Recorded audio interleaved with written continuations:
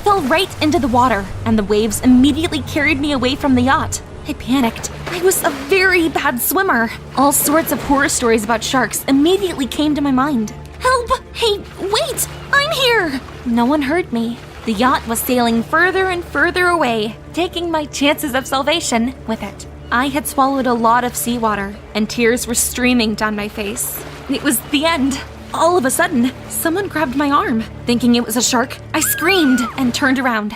Hi, my name is Lana. I never went to parties and was always reading books. I was a nerd in college, and I was absolutely obsessed with comics. At first, I just liked reading them, and then I started coming up with and illustrating my own stories. I was massively inspired by Dan Evans, a famous comic artist, and I dreamed of becoming as cool as he was. One day, I was walking through college hallways and reading comics as usual. I turned the corner and suddenly bumped into someone. My book fell out of my hands. I looked up and froze. Damn it, it was Blake, the coolest guy in college, and my crush. Our classmates surrounded us, and someone noticed that my comic had fallen to the floor. They immediately started laughing at me. I wanted to sink through the floor with humiliation. I stared at Blake in horror and was silent. Hey, look at that. Blake's so handsome, he left our nerd speechless. Blake laughed. I'm not interested in such quiet and plain girls. That hurt me, and I ran away so I wouldn't burst out crying right in front of everyone. Wandering around the city, I decided I wanted to change, become bold and interesting. I walked into a cafe, sat down at a far table, and started drawing on my tablet. It had always helped me calm down. Then, I suddenly heard someone behind me say, "This looks amazing." I turned around and saw a guy with piercings and a bunch of tattoos. He sat down at my table and we got to talking. The guy's name turned out to be Henry, and he was a master at a tattoo parlor that liked drawing too. I looked at his tattoos and had an idea. What if I got a tattoo too? When I told Henry about my thought, he supported me and brought me to his tattoo parlor. We made a sketch together, and I came home with a tattoo on my neck. It looked very unusual and super cool.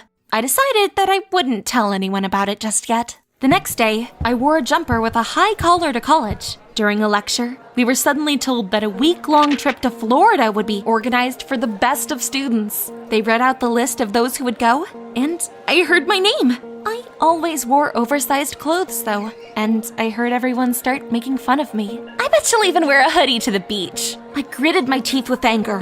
I was so tired of those bullies. And I decided that one tattoo wasn't enough for me. They thought I was a shy nerd. I would show them all. After college, I went back to the tattoo parlor and told Henry I wanted to get more tattoos. He tried to dissuade me. You should think it over and not do it when you're so emotional. Get temporary tattoos for now, okay? Live with them for a while, and if you don't change your mind, we'll make them permanent. I thought about it and agreed. I drew all the new sketches myself. A few days later, Henry transferred them to my skin right before the trip. I felt like a completely different person. In Florida, our group checked into a hotel. I ended up in a room with Miley, my best friend. No one found her impressive either, which was probably why we'd become friends. I hadn't even told Miley about my tattoos yet. I had to lie and say that I wasn't feeling well so she would go to the beach without me. About a half hour later, I plucked up my courage and I changed into a bikini. I let my hair down and put on a cap and dark glasses. Then I went to the beach and slowly walked along the shore. Blake suddenly noticed me. He immediately started complimenting my figure and my tattoos. Just imagine, he hadn't recognized me. I slowly took off my glasses and smiled coquettishly at him. To say that Blake was stunned would be an understatement. Well, who's speechless now? Everyone was shocked by my transformation. They crowded around me and looked at me like I was a museum exhibit. Everyone really liked my tattoos, and only the prettiest girl in college called them tasteless. Nora, just admit that you're jealous. Lana turned out to have a very cool figure, and her tattoos are pretty great too. Nora turned green with anger, and I was over the moon.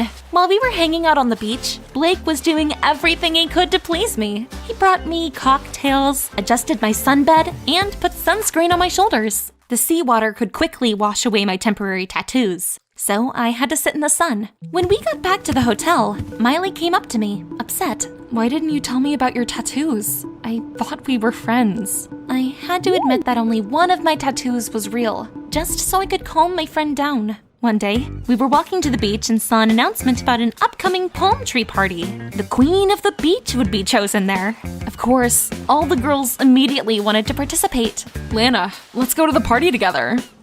Had I heard right? Of course, I wanted to, and I immediately agreed. However, when I was returning to the hotel, Nora suddenly blocked my way. She forcefully grabbed my shoulder and hissed, "Stay away from Blake." I looked at her defiantly. Or what? Or you'll regret it. It's pointless to threaten me. Blake likes me, so deal with it. I walked by the shocked Nora into the hotel. The same day, Miley and I went shopping. I was hoping to find a beautiful but not very expensive dress. We were exhausted by the time I finally got lucky. I would have never worn such a dress before, but that day, I liked it, surprising even myself. Back in our room, I hung it up on the back of a chair and went to bed, looking forward to the next night. Everyone would be stunned after seeing me. But in the morning, I was in for an unpleasant surprise. When I got out of bed, I saw something terrible. My dress had been cut up. I was shocked. It didn't take me long to guess who had done it. Of course, it must have been Nora. Ugh, she was so nasty. But she wasn't gonna get rid of me that easy. I went down to the reception and asked for sewing supplies. While everyone was out hanging on the beach, I drew a sketch of a new outfit and started to work on the dress. I was able to turn it into an original Hawaiian-style top and skirt. To be honest, I liked my new outfit even more than I'd liked the dress. Remember how I'd said that everyone had been shocked to see me with tattoos and in a bikini? Well, my appearance at the party had the same effect. Blake met me at the entrance to the beach, and when we appeared on the dance floor together, that was something. You should have seen our classmates' faces. Nora, once again, turned green with envy. Everyone was having fun, dancing limbo and drinking tropical cocktails. Then, the competition began, and all the girls lined up by a small catwalk. One by one, they walked in and posed while cool music played. We were told that the one with the loudest applause would win. Nora did great, but when I got on the catwalk, well, you get it, right? The beach exploded with applause. It was incredible. I had never felt so admired in my life. I became the queen of the beach and was presented with a crown made of palm leaves. I went to the bar to get a cocktail, and I suddenly noticed that Blake was nowhere to be found. After going around the whole beach, I still couldn't find him. Where had he gone? Then Miley came up to me. She looked kind of upset. Lana, I wasn't sure whether to tell you or not, but come on, you've got to see this for yourself. I was confused, but I followed her, and soon we came to a hammock hanging between palm trees. It looked like Nora and Blake were in it, and they were kissing? How was this possible? I felt so hurt. Blake pushed Nora away and got up. I didn't even want to listen to what he had to say, and I ran away. I didn't even notice that my palm crown had fallen off my head. I walked along the beach, crying my eyes out. I sat on a bench and realized that I really was a loser after all. What was the point of changing if Blake had just chosen another girl anyway? A man came and sat down next to me. At first, I got scared and wanted to leave, but he suddenly complimented my tattoos. These are very interesting drawings. The artist must be talented. Actually, I drew the sketches for these tattoos myself. The man looked surprised and said that if I kept practicing, I'd have a great future ahead of me. I suddenly realized that his face looked really familiar, but I couldn't remember for the life of me where I'd seen him. The next day, we had a boat trip planned. We arrived at the yacht, and Blake came up to me to talk. You are such a traitor! If you liked Nora, you shouldn't have been flirting with me. But I only came to the hammock because I was told you would be there. I looked at him blankly. Who told you that? It was Miley. Miley?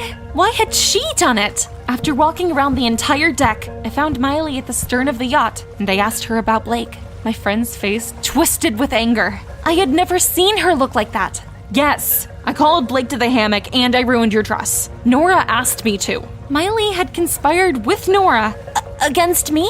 I was speechless. We used to both be Blaine, but lately, you've gotten so popular and I'm still a nobody. Did she really do this all out of envy? I didn't want to lose my friend, so I tried to reason with her. Look, we're still friends. I'll forget about everything you've done, and everything can be just like it used to. I tried to hug her, but Miley suddenly pushed me away. I tripped and I fell overboard. The waves immediately started carrying me away from the yacht, and I panicked. I was a very bad swimmer. All sorts of horror stories about sharks immediately came to my mind. Help! Hey, wait! I'm here! But no one heard me. The yacht was sailing farther and farther away, taking my chances of salvation with it. I had swallowed a lot of seawater, and tears were streaming down my face. It was the end. All of a sudden, someone grabbed my arm. I screamed, turned around, and saw Blake. It turned out he had seen me fall and had jumped in after me. I wasn't that scared anymore. Soon, people on the yacht noticed. They dropped a life buoy and helped us get back on board. People immediately crowded around us. They wrapped me in a towel and started rubbing my arms. Miley suddenly appeared next to me and asked sarcastically, How are your tattoos after swimming in the seawater? even after everything that she had done to me, that betrayal came as a surprise. Nora immediately grabbed my arm and rubbed my drawing away. Of course, the tattoos started to fade. When everyone realized that my tattoos weren't real, they started to make fun of me again. I hoped Blake would stand up for me, but he looked disappointed. I was amazed by how brave you were to have gotten so many tattoos, but you're just a liar. Even him kissing Nora hadn't hurt me this bad. Yeah, my tattoos were fake. So what? Was it really that important? Back at the hotel, I had hidden from everyone by the pool. To get my mind off things, I'd been reading various comics on my tablet, and I suddenly came across a photo of my favorite artist. Looking at the portrait of Dan Evans, I couldn't believe my eyes. That was the man I talked to on the embankment. That was why his face was so familiar to me. Why hadn't I recognized him right away? There was no contact information of Dan Evans publicly available, so I had no way of finding him again. I had had a 1 in a million chance, and I had missed it. That made me feel even worse than I had before, and I burst into tears again. As we were leaving Florida, my classmates weren't paying attention to me or making fun of me. I came home in a terrible mood. Standing in the shower, as I was angrily washing off the remnants of my tattoos, I suddenly realized I wanted to get real ones. Not because I was feeling hurt, but because I had thought about it and come to a decision, just like Henry had told me to do. The tattoos seemed to reflect my inner world, and they helped me to express myself. So, the next day, instead of going to college, I went to the tattoo parlor. Henry was really happy to see me again, and he didn't try to dissuade me. So, in a few days, I had a lot of new permanent tattoos. As I was getting the last batch of them, a visitor suddenly walked into the parlor. I turned around and I froze with my mouth open. I thought I was dreaming. It was Dan Evans. It turned out that Henry was his nephew. I almost fainted from the news. Dan Evans suddenly took a closer look at me and smiled. Oh, I remember you. You're that talented girl I saw in Florida. I couldn't miss such an amazing opportunity again, so I asked him to take a look at some of my comics. Mr. Evans really liked them. He studied them for a long time, and then he made me a very surprising offer.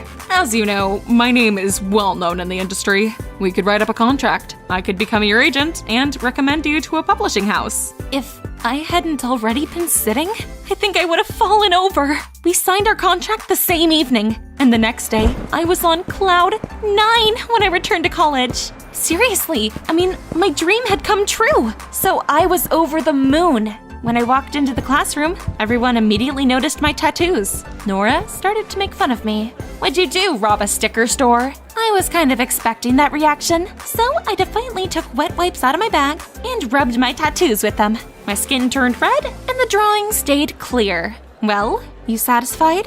My classmates were stunned, again, and I felt like a real queen, even if my crown had been left somewhere on a beach in Florida. After the lecture, Blake apologized to me and suggested that we start over. But I was already over him. I wanted to be with a person who would love me for me, and not what I had. Henry and I saw each other each and every day. I was constantly asking him about my comics, and he promised they were gonna come out. One day, I went to a cafe and accidentally heard something on the TV. I usually wasn't all that interested in the news, but I heard a familiar name. For many years, the identity of Dan Evans has been shrouded in mystery. But it recently came to light that he stole many works from young, talented artists and claimed them for his own. right now, the charlatan has already been put on the wanted list. I mechanically took a sip of my coffee without really tasting it. Still not fully realizing what I'd heard, I called Henry. His phone was unavailable. Then I went to the tattoo parlor, but the door was locked and the windows had been boarded up.